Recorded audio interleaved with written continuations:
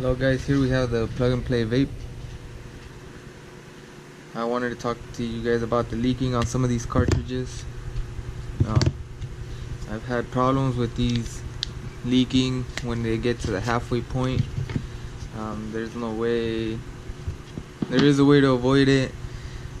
That only way is if you keep it upright at all times and in a cool area. I would say around 75 degrees regular room temperature. If you do that, you shouldn't have any problems.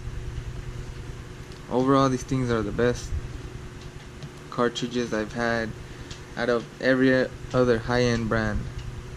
Can't beat these.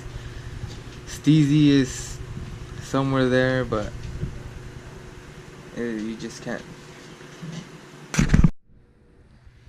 The flavors for these, I would say the original flower flavors would be the best, rather than the pound cake or grape ape. These are still good, but you can't compare them to the originals like Fire OG or what we have here.